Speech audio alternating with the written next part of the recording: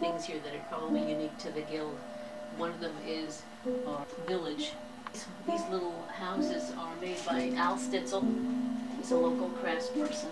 This is an example of Al's works. It's our Guild house with a new addition on it.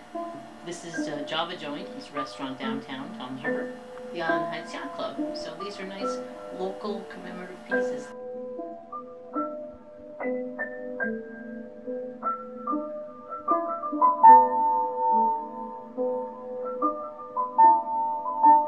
I do have an art degree, a 4-year art degree. I studied studio art at Hunter College in Manhattan, and I have computer graphic background. I work on a computer and did computer graphics for Smith Barney for 20 years.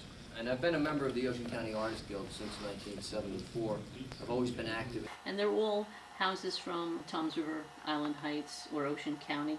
And there's a brief description on the back. I go out there with a camera, I stand in front of the building, I sketch it, I photograph it. This one here is my original. It's done on a piece of illustration board. That's the original. I did it with pen and ink. I didn't get really into the detail of these. I use these technical rapidograph pens, a 0 and a 00. I work on illustration board, which was the this one. This is a heavier grade of illustration board. When I do the grass area on these, I put three to four colors on there. Start with yellow. Start with the light color and build it up. I put yellow on first, and then after the yellow's down, and I put another a yellow-green, and then a green, and I just keep building it up. I work up in shades of darkness. I go from light to dark, and this is a darker green, like a yellow-green. You know, when they see me in Staples, they hide because they don't want to wait on me. I sit there and tell them which color to take in and out. I'll tell them it needs more cyan, needs less magenta.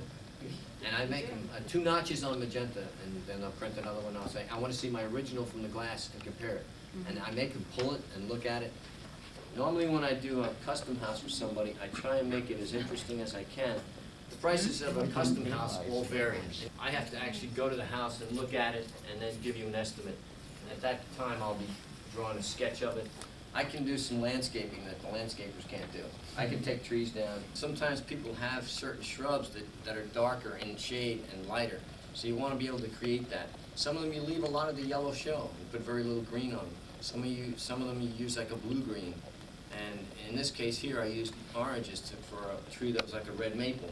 You won't see this house looking like that on Washington Street because there are these 2 trees on Washington Street are so big. Here's the photo of it. You can't see the beauty of this house. And also there's a little sign on the front, and the sign is facing this way, so everybody on the highway driving their car can see it. But I told her I'm going to turn the sign this way so everybody can read your name. I can make your house look better than it really does. Take a really close look, and on the porch, the lady's dog Scruffy is there. She wanted her dog on the porch, so I took a picture of the dog and put him in there as well. So anything can be done. It's not impossible. This is a Barnegat lighthouse that I made as a miniature to hang on your Christmas tree. I did a mobile home for somebody. They wanted their mobile home done.